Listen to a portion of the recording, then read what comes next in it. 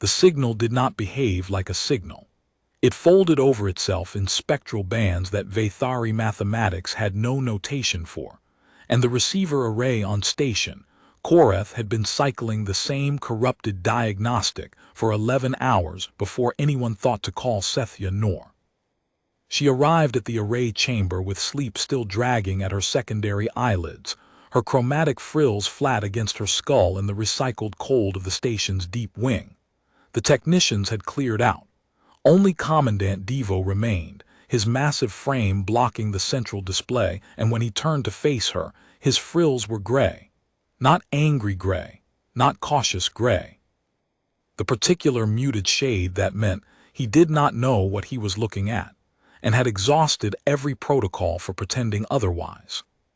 "Play it," she said. He tapped the console without a word. The chamber filled with something that was not quite sound and not quite light. A layered pulse, rhythmic but irregular, dense with structure, but empty of any phoneme or glyph she recognized. It pressed against the walls of the room like a living thing trying to find the shape of a door. Sethya stood still for 9 full seconds.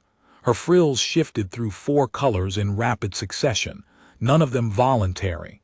Then she pulled a chair to the console and sat down. "How long has this been broadcasting?" she asked. "We cannot determine a start point. The array flagged it 11 hours ago, but temporal analysis suggests it may have been present in the background noise for days. Perhaps longer." Source: the outer shell of the Veythari Sovereignty scanning envelope. Grid reference null Koreth 7. There is nothing in that grid. No registered station, no charted body, no navigational beacon. The grid has been empty since it was surveyed 600 years ago. "It is not empty now," Sethya said. She did not say anything else for almost an hour. She ran the signal through her personal decryption suite, through the station's linguistic database, through 12 distinct xenolinguistic models that she had built over 3 decades of work. Every one of them returned the same answer: unclassifiable, not encrypted, not random, structured, ordered, intentional, and completely outside the known grammar space of every species the Sovereignty had ever contacted. The models did not crash. They simply had no category to offer. It was like showing a color to someone who had never had eyes. Devo watched her from across the room, his frills cycling between gray and a faint burnt orange that meant reluctant urgency. "Nor," he said finally, "I need an assessment I can send upward." "You will not like my assessment." "I rarely do." She turned from the console and looked at him directly, which she almost never did with military personnel. "This is language," she said, "but it is not any language in our records. It is not any language derived from any language in our records. It is not proto-linguistic drift from a known family. It is a fully realized communicative system built on principles I have never encountered, and I have encountered every principle documented in Veythari scholarship. All of them." Devo's frills went entirely still. "An unknown species. An unknown species that is broadcasting from a grid we have held empty for 6 centuries, using a method that our arrays cannot properly resolve. I would suggest that the species is not newly arrived. I would suggest that they have been there, and we have only just developed the sensitivity to hear them." The commandant stared at her for a long moment. Then he crossed the room, sealed the chamber door, and engaged the security blackout protocol. The lights shifted to amber. The walls hummed with counter-surveillance fields. "How long to decode it?" he asked. "I do not know. Months, years, possibly never." "You have 72 hours. The Sovereignty Council convenes in 4 days, and if I send this upward without a translation, they will send a war fleet instead of a linguist." Sethya's frills flared pale blue, the involuntary color of sharp protest, but she said nothing. She turned back to the console, pulled her tools closer, and began. 72 hours was not enough. She knew it within the first 6. The signal operated on nested layers. a surface rhythm that seemed decorative until she realized it was a carrier wave for a deeper harmonic, which itself contained phase-shifted modulations encoding what appeared to be spatial information. It was like peeling a fruit and discovering that every layer of skin was a different language written in a different medium, and the fruit itself was a question no one had thought to ask. By hour 14, she had mapped the carrier structure. 3 primary bands, interlocked, each one modulating the others in a recursive pattern that made her decryption algorithms chase their own tails. She had to build new ones. The station's standard toolkit was useless here. It was designed for languages that existed in sequence, one symbol after another, strung along a timeline. This signal existed in layers, all at once, the way a painting exists all at once rather than word by word. By hour 20, she had isolated what she believed were discrete semantic units, not words exactly, but bounded clusters of meaning, each one a tiny architecture of frequency and timing. They did not repeat in the way words repeated. They evolved. Each recurrence of a cluster was slightly different from the last, as if the language itself was learning, adjusting, reaching toward her. She slept for 90 minutes on the floor of the chamber, woke with a stiff neck, cold joints, and an idea that burned behind her eyes like a smelting furnace. She spent the next 8 hours testing it. The idea was wrong, but it was wrong in a productive direction. The kind of wrongness that revealed the shape of the right answer by exclusion, the way a sculptor reveals a face by removing everything that is not the face. By hour 30, she had confirmed one structural truth. The clusters were not arbitrary. They were organized into a progression, each one building on the one before it, each one presupposing that the listener had absorbed and understood the previous entries. It was not a message. It was a curriculum. At hour 34, Sethya stood up from the console, walked 3 tight circuits of the chamber, and sat back down with her frills cycling through colors so rapidly that the chromatic display on the wall, slaved to her biometrics as a security precaution, threw an error and rebooted itself. The signal was a teaching tool. Whoever was broadcasting was not trying to say something specific. They were trying to teach her how to listen. The realization settled into her chest like a stone dropped into deep water, sending ripples through every assumption she had carried into this room. They know we are here, she thought. They know we are listening. And they are patient enough to teach us their language one concept at a time, embedded in a signal we can barely detect, calibrated to our capacity to learn. She did not tell Devo this. Not yet. He would want to know what the vocabulary said, and she did not have that answer. She had the architecture but not the content. She had the grammar but not the meaning. She had found the door, but she could not yet read the name written above it. By hour 40, she had decoded 3 complete clusters. The first one meant something like boundary, not a wall or a fence, but the concept of a threshold where one domain ended and another began. The second meant something like proximity, but with a spatial nuance she could not map to Veythari geometry, a sense of closeness that was not about distance but about dimensional orientation. The third was the most complex, a relational concept that described 2 entities existing in the same space without occupying the same space, co-present, overlapping, aware of each other's existence but separated by a perceptual membrane that neither had penetrated. 3 concepts: boundary, proximity, coexistence without contact. The signal was telling her something about the nature of the speaker's existence, and the picture it painted was unlike anything in the xenolinguistic record. At hour 58, the signal changed. It was a small change, a new cluster inserted into the rotation, one she had not seen before. It was shorter than the others, simpler, and it repeated 3 times in quick succession before folding back into the main sequence. Sethya isolated it, mapped it, ran it through her partial framework, and felt her frills go white. The cluster was a response, not a continuation of the teaching sequence, not a new vocabulary entry, a reply to her. specifically to the diagnostic ping she had sent 12 hours earlier when she was calibrating her decryption suite, a ping so routine and automated that she had not even consciously registered sending it. They had heard her calibration ping, they had parsed it, and they had answered it with a cluster that, in her best approximation, meant, "Received, we adjust." She was no longer studying a broadcast, she was in a conversation. Sethya stood up so fast the chair skidded backward on the chamber floor. She walked to the sealed door and knocked on it with the flat of her hand until Devo opened it from the other side.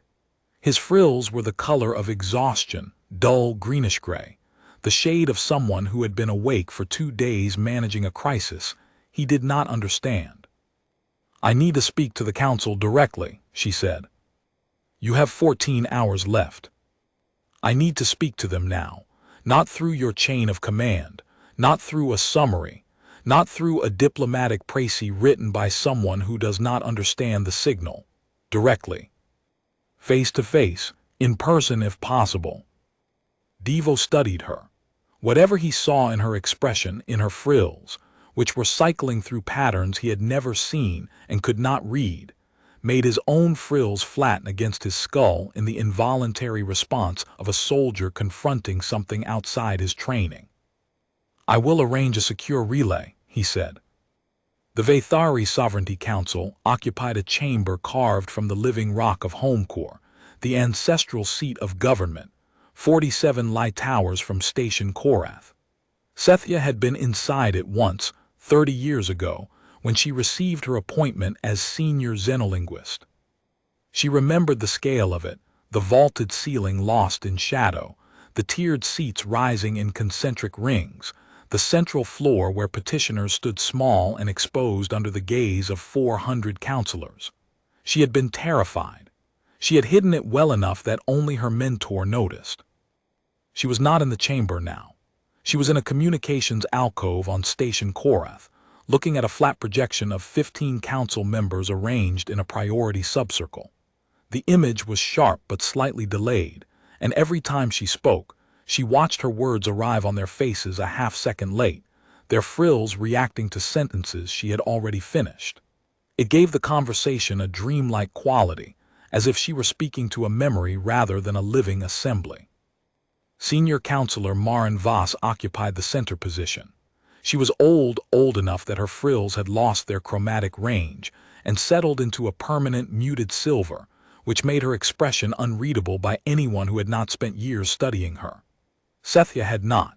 She read the counselor's posture instead, leaned slightly forward, hands flat on the stone table, weight distributed as if she might need to stand at any moment.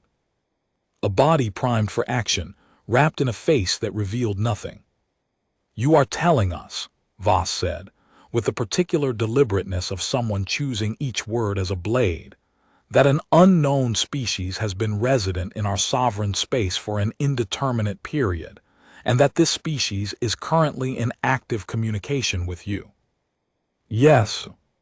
"And you arrived at this conclusion based on a calibration ping." "Based on their response to a calibration ping, yes. A response that used the same structural framework as the teaching sequence but adapted itself to address the specific parameters of the ping I sent. They are listening, they are learning, and they are replying." "What do they want?" Sethya paused. This was the question she had been dreading, because the honest answer was the one that would make them send warships. "I do not yet know what they want. I know what they are doing.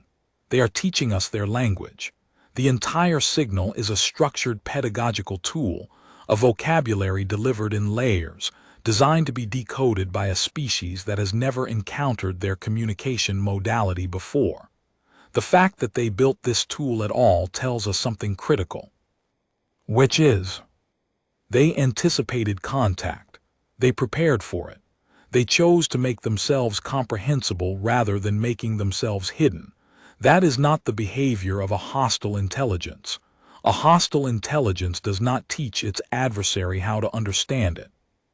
Councillor Drethar, seated to Voss's left, spoke for the first time.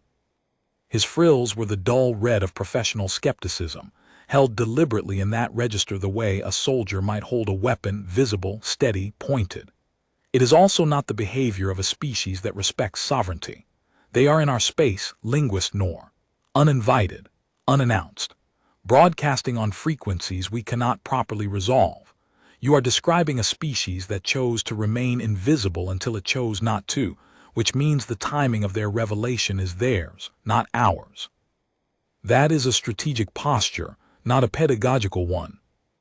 Sethia had expected this objection.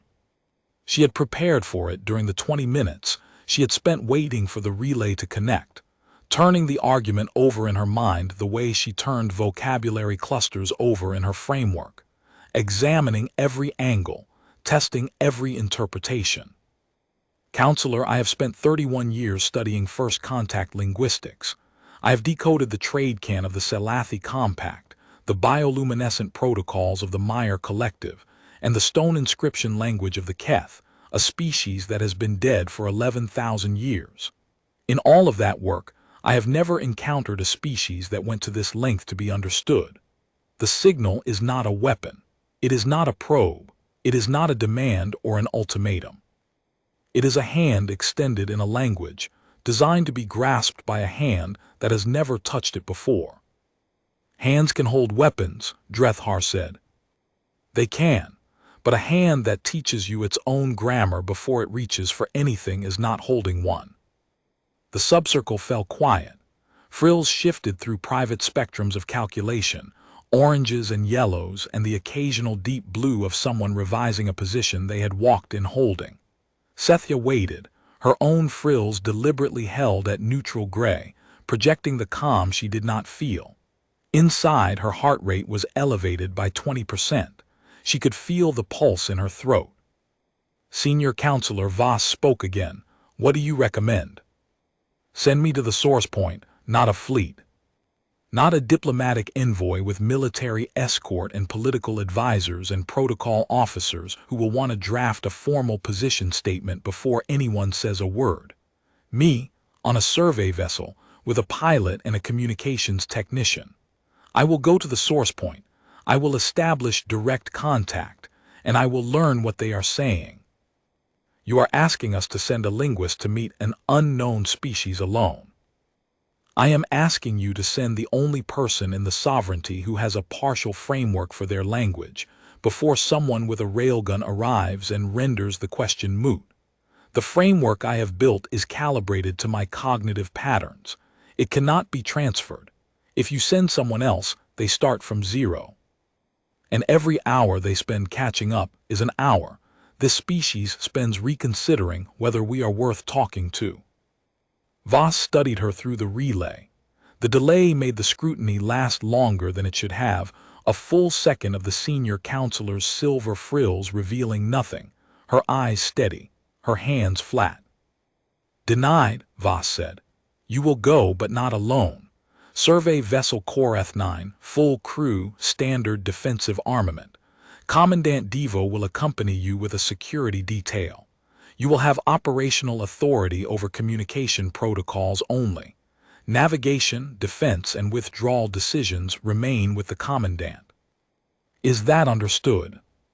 Sethia's frills flickered, a brief involuntary flash of frustration that she knew every counselor in the subcircle could read, but she nodded. Understood. One additional condition, Voss said. You will not respond to the signal again until you arrive at the source point. If they are truly patient, they will wait. If they are not patient, we will learn that before you are in range of whatever they are. The relay cut. Sethia sat in the alcove and stared at the blank screen. Her reflection looked back at her from the dead display, a Veythari woman of middle years, frills mottled with stress patterns, eyes ringed with the dark marks of extended wakefulness. She did not look like someone about to make first contact with an unknown intelligence. She looked like someone who needed 12 hours of sleep and a meal. She went back to the signal chamber and continued working. The transit to grid null Koreth 7 took 9 days. Sethia spent every one of them in the Koreth 9's communications bay, A cramped compartment 3 decks below the command level that smelled of sealant and recycled air, and the metallic tang of overworked processors. She had bolted her portable decryption rigs to the deck herself, wiring them into the ship's array through bypass cables that the engineering crew watched with visible unease. Devo had assigned her a communications technician named Veythari, young, competent, frills perpetually cycling through the anxious greens of someone who understood exactly how far they were from known space and did not enjoy the knowledge. He was good at his job. He kept the feeds clean, the filters calibrated, the data flowing. He spoke little, which Sethia appreciated more than she could express. On the 3rd day, he brought her a flask of heated mineral broth without being asked, set it on the edge of her console without interrupting her work, and left. She decided she trusted him. In Sethia's experience, the people worth trusting were the ones who noticed what you needed before you asked for it and delivered it without ceremony. The signal grew stronger as they approached. By day 4, it had shifted from the faint, distorted ghost that Station Korath's array had struggled with to a clear, resonant presence that filled the communications bay like a sustained chord played on an instrument the size of a planet. Sethia's framework expanded rapidly. She identified 47 distinct semantic clusters by day 5, 53 by day 6. Each new one slotted into the framework with an elegance that made her professional admiration sharpen into something closer to awe. The language was not just structured, it was beautiful. The way the clusters interlocked, referenced each other, built meaning through combination and juxtaposition. It reminded her of the mathematical proofs she had studied as a student, the ones her professor called inevitable. Proofs where each step followed from the last with such logical necessity that the conclusion felt less like a discovery and more like a memory. This language had that quality. Every new cluster she decoded felt like something she had always known but never had the word for. On day 6, she began to understand how the clusters built meaning, not through linear sequence like Veythari language, but through simultaneous layered expression. Multiple concepts occupied the same temporal moment, distinguished by frequency and phase. It was like listening to a chord and understanding each note as a separate sentence that only made sense when heard together. A single cluster could carry 3 or 4 meanings at once, each one modifying the others, creating a semantic density that Veythari grammar could not approach. She tried to explain this to Veythari on day 7, partly to clarify her own thinking, and partly because the isolation of working alone with an alien language for a week was beginning to press against the edges of her composure. "Imagine," she said, "that instead of speaking one word at a time, you could speak an entire paragraph in a single syllable. But the paragraph only makes sense if the listener can hear all of its parts simultaneously. If you could only hear one part, one frequency, you would get a single word and think the language was simple. You would miss everything." Veythari considered this. His frills cycled through a thoughtful amber. "How many parts can you hear?" 7, I think there are at least 20. His frills went briefly white. "What are the ones you cannot hear saying?" "I do not know. That is the part that keeps me awake." On the morning of day 7, morning by the ship's clock, meaningless in the deep dark of interstellar transit, she decoded her first full concept. It was not a word. It was closer to a proposition, a bounded statement that, in her best approximation, translated to, "We occupy a position adjacent to yours and wish to be recognized." She sat with that translation for an hour, running it through every verification she had, testing alternative interpretations, looking for errors in her framework that might produce a false positive. She found none. The translation held. She called Devo to the communications bay. He arrived with his security officer, a lean Veythari named Sorath whose frills never seemed to leave the vigilant spectrum, all cool blues and dark purples, the chromatic signature of someone perpetually scanning for threats. Devo read the translation 3 times. His frills went through gray, then orange, then a pale yellow she had never seen on him before, the yellow of a soldier discovering that the map he has been navigating by has a continent missing.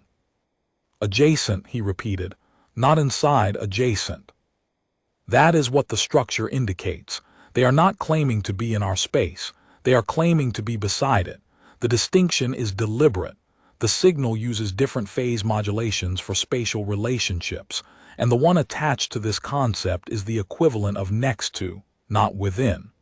I checked it 9 times. There is nothing next to grid null Korath 7. That is deep sovereignty territory. The nearest foreign border is 300 light-years away.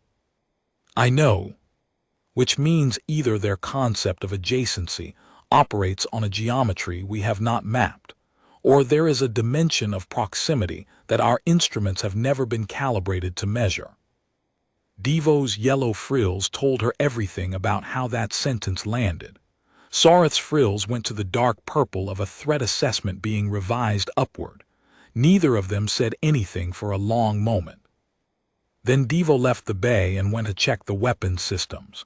Sareth stayed behind, watching Sethia with those cool blue frills, and she could feel the weight of his assessment. This linguist is either the most important person on this ship or the most dangerous, and I cannot yet determine which. On day 8 the signal did something new. The teaching sequence paused. The vocabulary clusters fell silent. In their place came a single sustained tone, clean, pure, resonant, with no embedded information that Sethia could detect. It lasted for exactly 1 standard Veythari hour, and then it stopped. The vocabulary resumed as if the pause had never occurred. Rithais looked at her, his frills cycling fast through greens and pale oranges. What was that? Sethia listened to the resumed sequence, running her framework in real time, and found a new cluster that had not been present before the tone. She decoded it in 20 minutes. It read, "We heard your vessel. We will wait." The hair-thin filaments at the base of her frills stood erect, the involuntary fear response of her species, the ancient reflex from millennia of predator-prey dynamics on the Veythari homeworld. They knew the ship was coming. They had heard it in transit, through what medium, across what distance, using what sensory capacity, Sethia could not imagine. The Korath 9 was running standard drives, not broadcasting on any frequency, maintaining signals discipline per Devo's standing orders. And they had heard it anyway, and they had paused their teaching sequence to acknowledge its approach, the way a patient host might pause a conversation to go answer the door. She reported this to Devo. He received the information with the frozen frills of command-grade composure, asked 2 precise questions about the ship's emissions profile, received answers that satisfied neither of them, and ordered a reduction in drive output to minimum sustainable transit speed.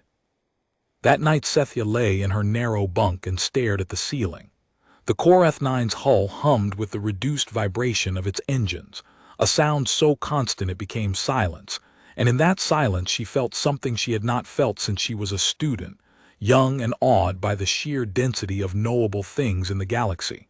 Wonder, not the clinical wonder of a professional encountering a new dataset, the deeper kind.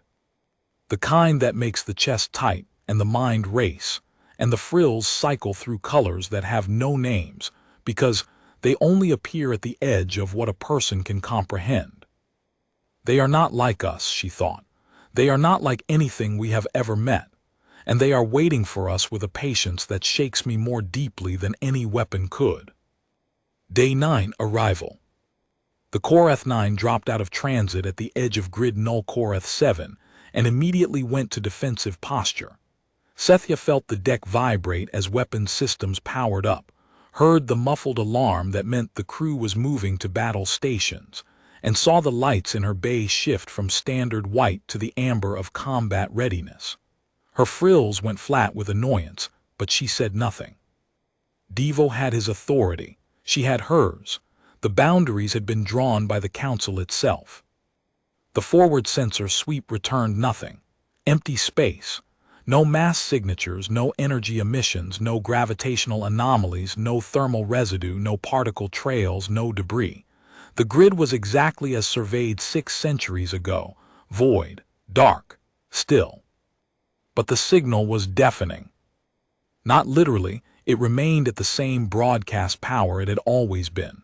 But at this range, with the Core Eth9's full array focused on it, the layered complexity of it overwhelmed every filter Sethya had built.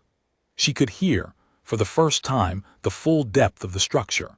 Hundreds of vocabulary clusters she had never detected at range. Thousands of subharmonic modulations. An entire ocean of meaning, compressed into a carrier wave that their station array had only been sipping from the shallowest surface. "I need the array wide open," she told Veythari. "Every band, no filters, no tactical allocation. That will blind the tactical sensors for the duration. Commandant Devo. Tell the Commandant that the signal is the only thing here. There is nothing else in this grid to scan for. The tactical sensors have nothing to see." Veythari hesitated, his frills doing the rapid green-amber-green cycle of someone weighing insubordination against professional judgment. Then he opened the array. The communications bay flooded with data. Sethya plunged into it like a diver entering deep water. She worked for 3 hours without speaking, without eating, without standing.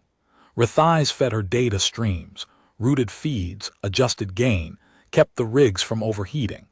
The framework she had built over 9 days expanded by orders of magnitude. She decoded concepts she had no Veythari words for, spatial relationships that implied more than 3 dimensions of navigable space. Temporal constructions that treated past and future as equally accessible, equally real, equally present. Relational structures that described connections between entities without hierarchy, without dominance, without the possessive grammar that underpinned every Veythari sentence she had ever spoken or read. A concept of identity that was not fixed but fluid, not I am, but I am becoming, where the self was a process rather than a state. And then she found the core message, the one buried deepest, the one the entire vocabulary had been building toward, the one that every cluster she had decoded was a prerequisite for understanding. It took her 40 minutes to decode. She checked it 11 times. She rebuilt portions of her framework to test whether alternative structures would yield a different translation. They did not. The message was clear and it was unambiguous, and it changed everything. When she finished, she sat very still. Her frills cycled through every color she had ever expressed in her life, and several she had never produced before. Colors that the biometric display on the wall registered but could not name. Colors that her own species had no social meaning for. Colors that existed only at the boundary between comprehension and awe. She walked to the command deck. Devo was at the tactical station, his frills dark with vigilance, his security officer Sareth at his shoulder, the bridge crew tense at their consoles. The main display showed empty space, the persistent void of grid null Koreth 7, and the single diagnostic marker of the signal source, a point in the darkness with no visible origin. "Commandant," she said. He turned, everyone turned. She was aware of how she must look, disheveled, sleep-deprived. Her uniform creased from hours of sitting, her frills cycling through colors that no one in the room could read because no one had ever seen them before. "I have the core message," she said. "I need to reply." "What does it say?" Sethya looked at the main display, at the empty grid, at the point source that contained more linguistic complexity than any artifact she had encountered in 3 decades of work. More complexity than the entire Selathi trade cant, the Meyer protocols, and the Keth inscriptions combined. "They are asking for permission," she said. "They have been asking for permission since the signal began." The entire teaching sequence, the vocabulary, the layered structure, the progressive curriculum, all of it is preamble. They are teaching us their language so that when they ask the question, we understand what we are being asked. Permission for what? To be seen. Silence on the command deck, the hum of the drive, the tick of instruments, Sareth's frills going to a shade of purple so dark it was nearly black. Devo's frills flattened. Explain. They exist adjacent to us. The word adjacent in their language implies a dimensional proximity that I do not fully understand. It is not spatial in any geometry I know, but the practical meaning is this. They are here in this space, occupying it simultaneously with us, and they have been here for a very long time. Longer than the sovereignty has existed, longer than our species has recorded history, possibly longer than our species has existed at all. They are not invisible by choice in the way we understand choice. They are invisible by nature. Their existence operates on frequencies, on dimensional axes, that our biology and our technology have never been calibrated to detect. We have been sharing space with them for our entire history without knowing it. She paused. The bridge was absolutely still. The signal is the first time they have ever been able to reach across that gap. They did it not to announce themselves, not to stake a claim, not to warn us or threaten us. They did it to teach us how to perceive them. Because they will not reveal themselves without our consent. The tactical officer's frills went white. They are in this grid right now. They are in every grid. They have always been here. Everywhere we have been, they have been beside us, separated by a perceptual membrane we did not know existed. And they are asking, with a patience that I find almost unbearable, if we are ready to see them. Devo stood absolutely still. His frills had stopped cycling entirely, locked in a shade of gray so neutral it looked like polished stone. Sethya recognized the expression. It was the face of a military officer confronting a situation that had no entry in any training manual, no precedent in any tactical database, no response in any protocol he had ever been taught. She had seen it once before, years ago, when a colleague decoded a fragment of Keth prophecy that predicted the Veythari Sovereignty's expansion patterns with 80% accuracy across 6 centuries. If we say no, he asked, they will continue to wait. Their concept of patience is not metaphorical, it is structural, embedded in the grammar of their existence. I decoded a temporal framework that implies they measure intention across what we would call geological timescales. They have waited this long. They will wait longer if we are not ready. The curriculum will continue. The vocabulary will expand. The signal will persist. And in 100 years or 1,000, when we are ready, the question will still be there. And if we say yes? Sethya looked at the empty display. I do not know entirely. Their language has a concept I cannot fully translate. The closest approximation is becoming visible to each other. It is not a one-directional revelation. It is a mutual act. If we choose to see them, they see us, fully, as we are, not a curated diplomatic presentation, not a careful first impression, everything, and we see them the same way. The words landed in the room like stones dropped into still water. Sethya watched the ripples cross every face, every set of frills, every posture. She watched Devo's frills begin a slow cycle through the full spectrum of command-grade calculation, the weighing of threat, obligation, authority, fear, curiosity, and something else, something deeper, something that looked almost like the same wonder she had felt in her bunk the night before. Even Sareth's frills softened from their permanent vigilance purple to something closer to uncertainty. That decision is above my authority, Devo said finally. Yes, Sethya said. It is above everyone's authority. That is why they built the vocabulary, so that whoever had to make the choice would understand, truly understand, in their bones and their frills and the architecture of their thinking, what they were choosing. Devo was quiet for a long time. Then he looked at his communications officer. Open a priority relay to Senior Counselor Voss. Full encryption. Mark it sovereignty level urgent. He looked back at Sethya. You will explain this to the council exactly as you explained it to me, and then you will tell them what you think we should do. You know what I think. I want them to hear it from the person who decoded the message, not from a commandant relaying a summary. From you." Sethia nodded. She turned back toward the communications bay, then stopped. She looked at the main display one more time, the empty grid, the sourceless signal, the vast dark that was not dark at all but full of something she was only beginning to comprehend. "Commandant," she said, "for what it is worth, they could have simply appeared. At any point in our history, they could have stepped into our perception uninvited. They have the capacity. The signal demonstrates a technological and cognitive sophistication so far beyond ours that the gap is not measurable in any unit I know. They did not need our permission.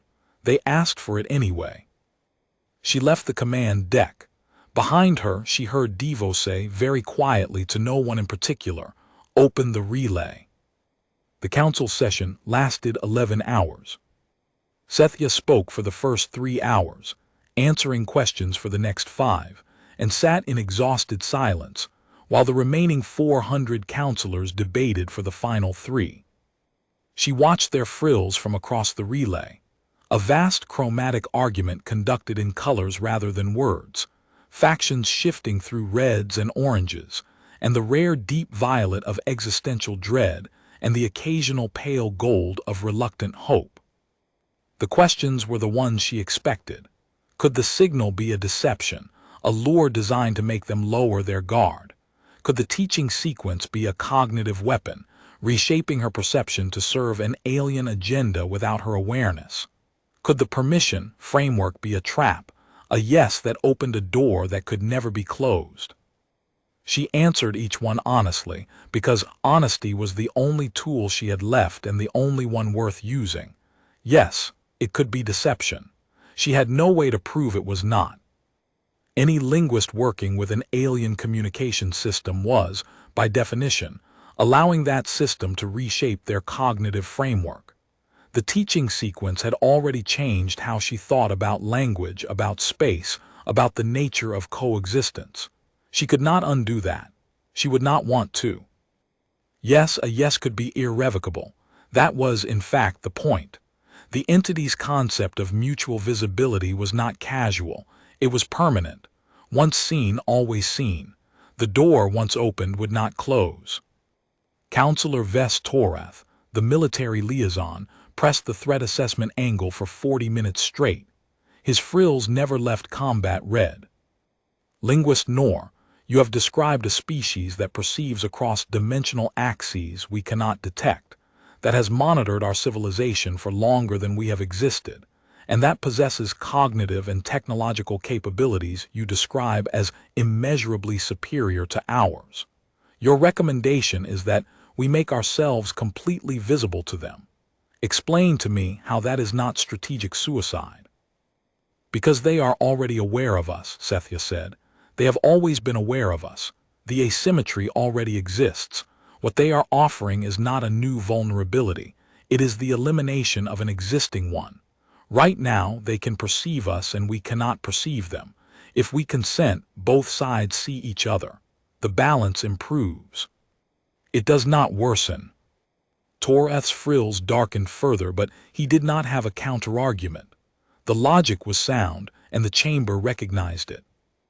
"But," she continued, and her frills went to a blue so deep it was almost black, the color of conviction that has passed through doubt and come out the other side. "Every first contact in our history has carried these risks. Every language we have ever decoded has changed how we think. The Salathi trade camp restructured our economic vocabulary. The Meyer Collective's bioluminescent protocols expanded our understanding of nonverbal cognition and changed how we read our own frills. The dead language of the Keth taught us that grief could be a grammatical structure. We are a species that has been shaped by every conversation we have ever had with another intelligence. This is not new, it is only larger." Counselor Veythari, the skeptic, asked the question that cut deepest. "Linguist Noor, you are asking us to make ourselves visible completely, irrevocably visible to a species of unknown capability, unknown intention, and unknown scale. You are asking us to trust a hand we cannot see, extended from a direction we have never looked. Give us one reason that is not faith." Sethya let the silence hold for 3 seconds. Then she said, "They built a teaching tool, not a weapon, not a demand, not a show of force, not even a greeting which would have assumed we already shared a communicative framework. They built a vocabulary delivered one concept at a time, at a pace calibrated to our capacity to learn, adjusted in real time based on our responses. When they heard our ship approaching, they paused the sequence and waited. When I sent a calibration ping by accident, they answered it, not with a demonstration of power, but with a new vocabulary entry that meant, 'We heard you, we adjust.' Every action they have taken is an act of deliberate, structured, extraordinary patience. I do not ask you to trust their intentions, counselor. I ask you to consider what kind of intelligence builds patience into its first word to a stranger, and whether that is the behavior of something that means harm." The debate continued. At hour 9, Sethya stopped listening to the arguments and started watching the frills. She had spent her life reading color, and what she saw was a tide turning, the slow chromatic shift of a collective mind approaching a decision it feared and wanted in equal measure. The violets of dread giving way to deeper blues of resolve, the skeptical reds fading at the edges, pale golds of hope appearing one by one, like stars emerging as dusk deepened. At hour 11, Senior Counselor Voss called the question. The vote was not close. It was not unanimous either. 73 counselors voted against, their frills locked in the hard red of principled opposition, and Sethya respected every one of them for it. But 327 voted yes. Voss spoke the result with the precision of someone carving words into stone. "Linguist Noor, you are authorized to respond to the signal. The sovereignty consents to be seen. The conditions are these. You will transmit using the linguistic framework you have developed. You will clearly convey that our consent is conditional on mutual visibility and mutual respect for the boundaries of sovereign existence. You will not promise anything beyond this single act of recognition. And you will record everything that follows, in full, on every instrument available to you." "Understood," Sethya said. "One more thing," Voss said. Her silver frills caught the chamber's light in a way that made them look almost translucent. "You asked to go alone. I denied you. I was right to deny you. But I want you to know, if I could have spared you this wait, I would have. This is the most consequential act of communication in the history of our species, and it falls on one linguist in a cramped bay on a survey vessel at the edge of empty space. I am sorry for that." Sethya's frills cycled through a color she did not try to name. "Do not be sorry," she said. "This is what I trained for. I simply did not know it until 9 days ago." She composed the response over 2 hours, alone in the communications bay. Veythari sat in the corridor outside, ready if she needed him, giving her space because he had understood without being told, with the quiet perceptiveness she had come to rely on that some translations are private. The message was not long. In Veythari language, it would have been a single paragraph. In the alien framework, it was a carefully constructed harmonic composition, layered clusters of meaning, phased and frequency modulated, assembled according to the grammar she had spent 9 days learning and 3 decades preparing to learn. She checked it 17 times. She rebuilt 3 clusters that did not sit right in her ear. She rebalanced the harmonic relationships between layers until they locked into place with the same inevitable elegance she had come to recognize as the hallmark of this language. The quality her old professor would have called inevitable, each element following from the last with a logic so clean it felt less like construction and more like discovery. The core of it was simple: we hear you. We consent. Show us what you are, and we will show you what we are. She transmitted. The signal went out into the empty grid, into the void that was not void, into the adjacent space where something vast and patient and older than stone had been waiting for an answer to a question. It had asked with the most gentle persistence she had ever encountered in any language, living or dead. For 37 minutes, nothing happened. Sethya sat in the bay with her hands flat on the console, and her frills cycling through the slow, uncertain spectrum of waiting. She thought about the Keth, dead for 11,000 years, their grief language preserved in stone inscriptions that she had spent 4 years decoding in a cramped university archive that smelled of mineral dust and old light. She thought about the moment she had first read their final inscription, the one carved into the deepest wall of their last occupied city, the one that said, in a grammar built entirely on the architecture of loss, "We sang to the dark, and the dark was kind enough to listen." She had wept. She had not told anyone. She had carried those words for 26 years, like a stone in her pocket, like a scar she could not show and would not trade. She thought about them now, in a cramped bay at the edge of everything known, and wondered for the first time whether the Keth had been speaking literally. At minute 38, the grid changed.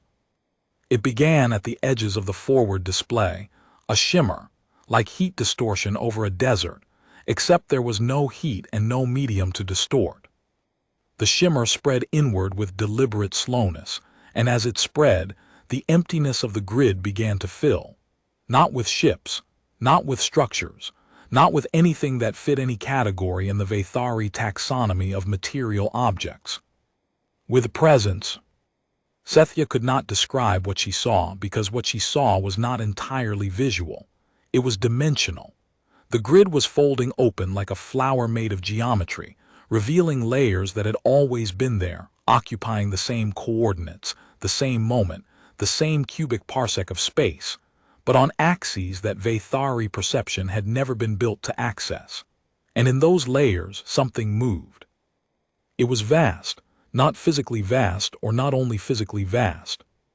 It occupied space the way a thought occupies a mind, completely, without displacement, filling every corner without crowding anything already there. Its surface, if it had a surface, rippled with the same harmonic pattern she had been decoding for 9 days, and Sethya realized with a shock that knocked her frills to pure white that the signal had not been an artifact broadcast by the entity. The signal was the entity. Its presence was language. Its movement was grammar. Its very being in the grid was a sentence, and every adjustment it made, every shimmer, every dimensional fold, every harmonic pulse, was a word spoken in a language she had only learned the alphabet of. She heard Devo's voice on the intercom, stripped of its command composure. "Linguist Nor. Report." "I see it," she said. Her voice was steady. Her frills were not. "It is responding to our transmission. It is showing itself, exactly as it said it would." "How large is it?" She checked her instruments. The readings made no sense in standard units. The entity did not have edges the way physical objects had edges. It faded rather than ended, and the fade extended beyond sensor range in every direction she could measure and several she could not. "I cannot determine a boundary," she said. "It may not have one, not in any way we understand boundaries." On the display, the entity was adjusting, condensing some portion of itself into a form that the Korath 9 sensors could register, translating its existence into frequencies their instruments could detect, shapes their eyes could resolve. It was making itself visible to them on their terms in their perceptual range, at what she could only describe as enormous deliberate effort, like an ocean compressing itself into a glass of water so that someone who had never seen the sea could understand what a wave looked like. Not the ocean, one wave, the smallest possible fragment of itself, offered gently so as not to overwhelm. "It is translating itself for us," she told Devo. "Not its language, itself. It is making its own existence comprehensible to our senses, the same principle as the teaching sequence, the same patience." On the display, the shimmer resolved.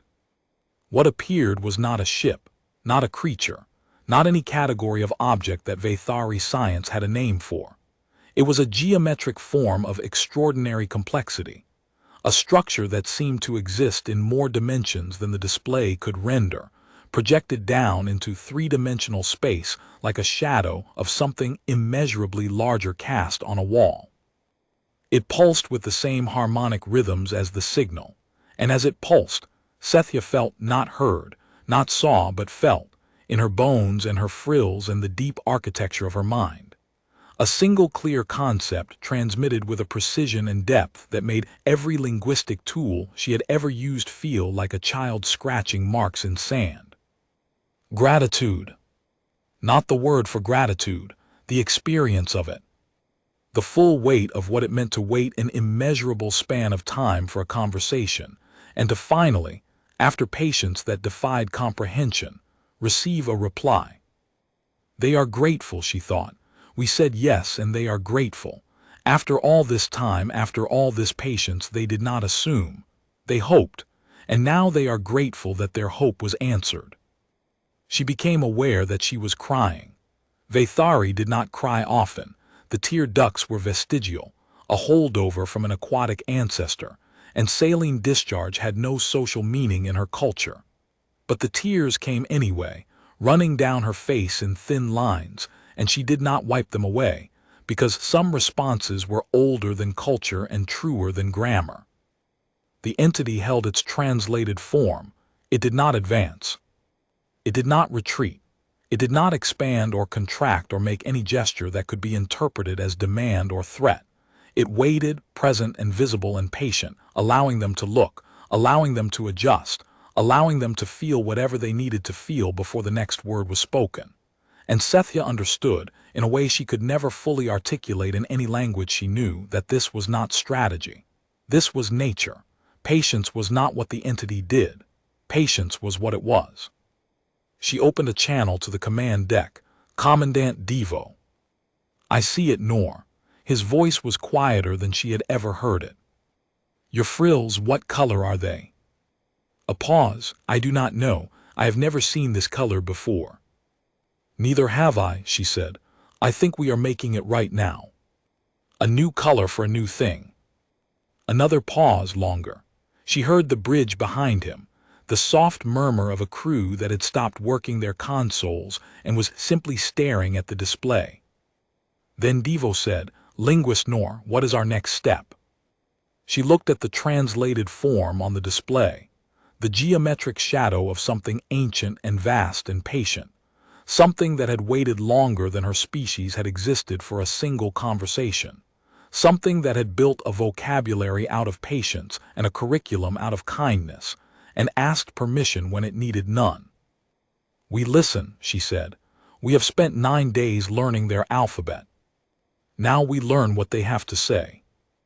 The Koreth-9 held position in the grid that had never been empty, and Sethia Nor, xenolinguist, reluctant ambassador, the first Veythari to hold a conversation with something that had been beside them all along, turned back to her console, opened her framework and began. In the bay, the signal continued, but it was different now, richer, deeper, no longer a teaching tool but a dialogue, 2 languages reaching across a gap that was not spatial but perceptual, not a distance but a dimension.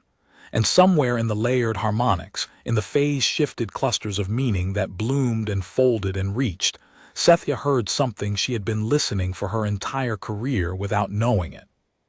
A voice that was patient enough to wait for her to hear it, and kind enough to teach her how. She adjusted her instruments, she leaned forward, and she listened. Around the Koreth-9, in every direction, on every axis, in every frequency and dimension and layer of a reality they had only just learned to perceive, something vast and old and full of language shifted, and settled, and for the first time in an existence measured in epochs, began to speak freely to someone who had finally asked to hear. The grid was full. It had always been full. They had simply never had the word for what filled it. Sethia had the word now. She held it in her mind like a first breath, fragile and enormous and entirely new. She did not translate it into Veythari. Some concepts, she was learning, needed to be held in the language they were born in. Some words could only mean what they meant in the grammar that made them, and any translation would lose the thing that mattered most, the weight of a patience so vast it had become indistinguishable from love. She held it, and she listened, and the conversation, after an eternity of patient waiting, had only just begun.